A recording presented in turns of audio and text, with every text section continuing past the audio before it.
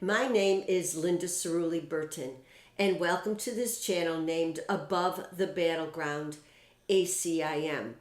Recently, my nephew Christian uploaded our video named My Brother, Myself, Number 1, Oneness Splintered, or Splintered Oneness.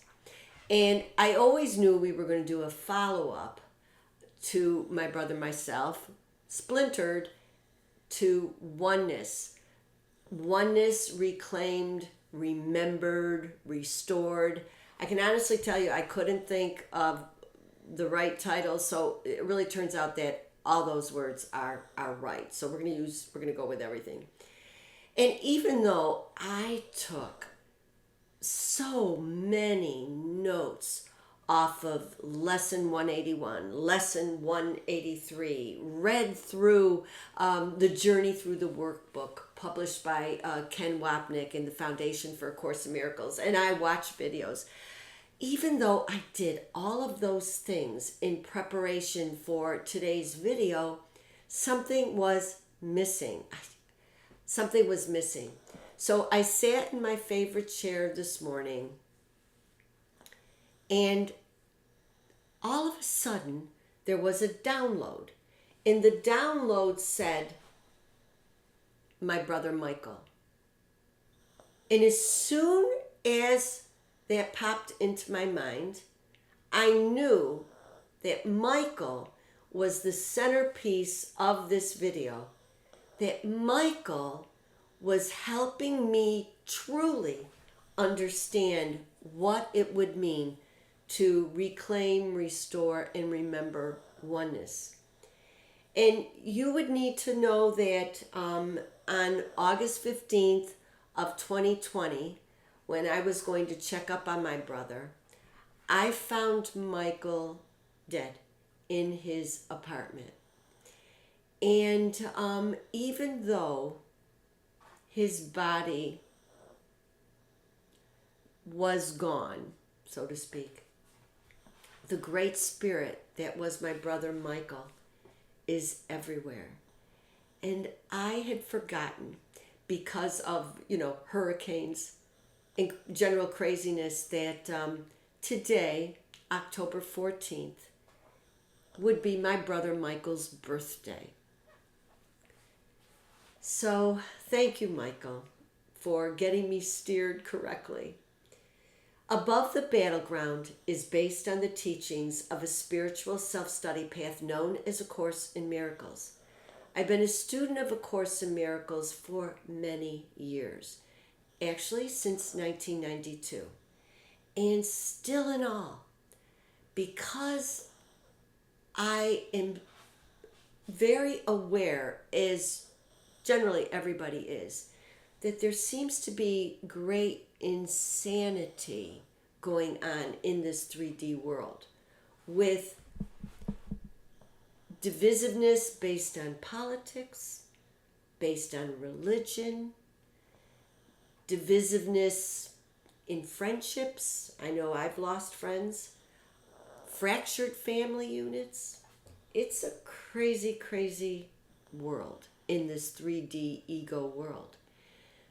But the most difficult part has nothing to do with what I just said to you. It is that I, Linda, get triggered over the course of my day. Several times over the course of the week, my psyche, my personality, my ego gets triggered. And after all these years, it can get triggered. And then I realized just this morning that for so many of us who have chosen to pursue the peace of God, the spiritual life, have chosen to transcend, if you will, the craziness that our eyes can observe, that our ears can hear, that we have chosen perhaps one of the most difficult times ever. And I believe that transcending the craziness may help us move that much faster than we would have if things were blissed out. I think that many of us, in pursuit of the peace of God, sometimes get paralyzed in that we don't want to sound critical of another human being. We don't want to come across as judgmental or condemning to such a degree that, for example, I'm going to tell you right now, when I read what Ken Wapnick wrote in Journey Through the workbook, I laughed out loud. Because basically he was saying, look, all right, in the eyes of heaven, this person is a perfect child of God. In the eyes of the world, he could be a kleptomaniac. And if he's a kleptomaniac, is it really wise to let him stay alone in your home? What I find intriguing is that Ken Wapnick, ever the realist, will say, you don't have to ignore worldly facts. That's not what this is about. So now I feel that I want to share with you about my brother Michael. My brother Michael, he died at age 59. He was really, really a very bad alcoholic. And I can say to you that his former wife and his children had experienced all of that in our hometown. And we brought him down here where his 6 brothers and sisters were living to more or less try to take care of him, There were multiple rehabs that he went to. He would sometimes go to meetings and then not go to meetings. He restored sobriety part of the time, and then part of the time he didn't. We were deathly afraid that our brother Michael, in his truck, would take out an innocent. And so everybody pushed for all of those things that you would put into a truck. You have to breathe, this kind of thing. Siblings that would steal his car keys, go to his apartment, go through everything, take out all the bottles, pitch all of the liquor down the sink, make him go through withdrawal. I mean, we did everything we could, to help him, but ultimately we couldn't save him. And of course, the isolation that was mandated across the country in 2020, but with keeping liquor stores open, didn't really help. But the point that I want to make is that 2 weeks before my brother Michael died, he and I went out to dinner together. And it was the loveliest time that I had ever experienced with him in years and years and years. I was talking about teaching. He was, kind of sharing with him my fears about trying to do Zoom and all this other stuff. And oh my God, my brother Michael. And this allows me to say what was the absolute truth about this brother. He was a dream come true. When his addiction did not consume him, when the real Michael was there, well, all of his siblings felt it, and certainly his children felt it, that he was the most wonderful, wonderful person that we knew. He was the best.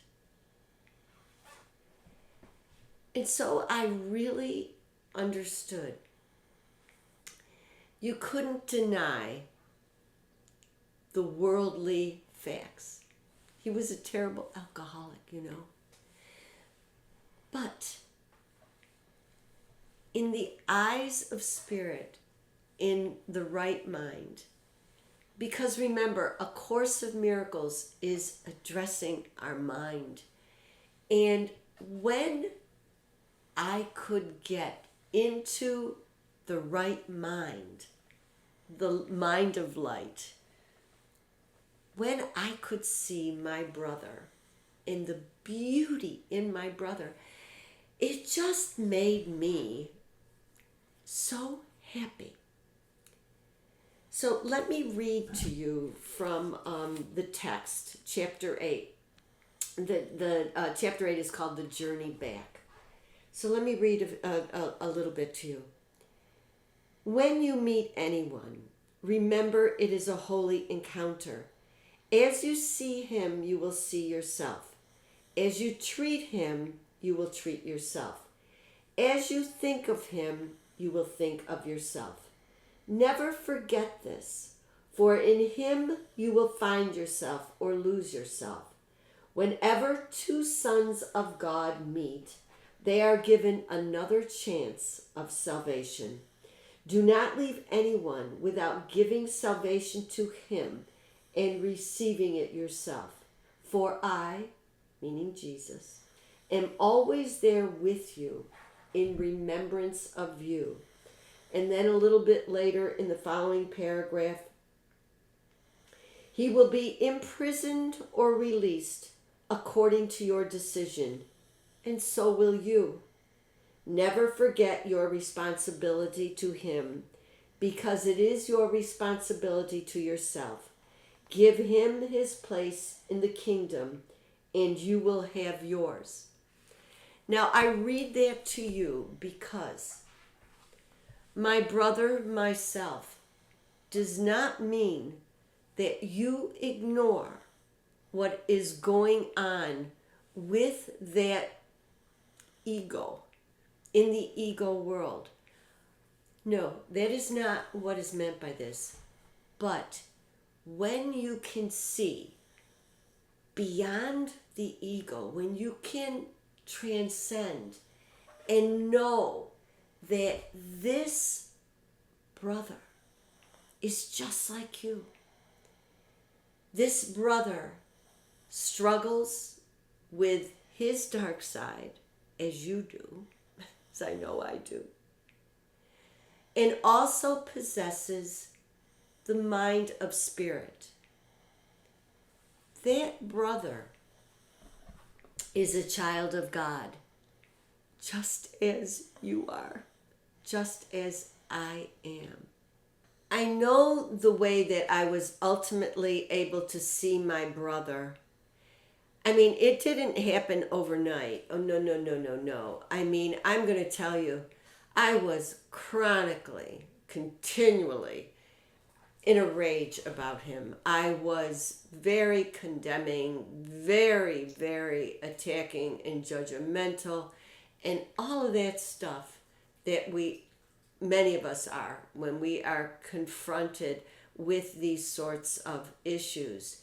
It really took me years to kind of be able to disassociate from Michael as a body and Michael as spirit. It took a long time.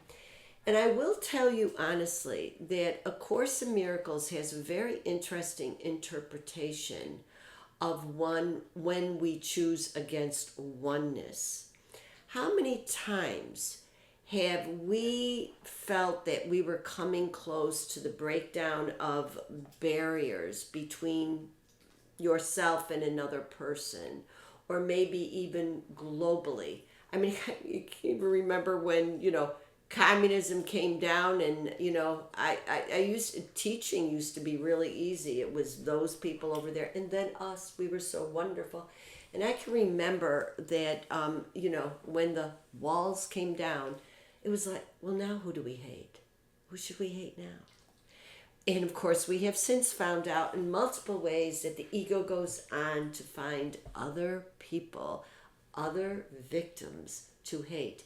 And so I think that when A Course in Miracles calls us out and says, for example, that I want you to betray me, abandon me, hurt and steal from me, do one unconscionable thing after another, because when I see or hear you do this to me, I then know I'm separate, I've been victimized, and I'm innocent.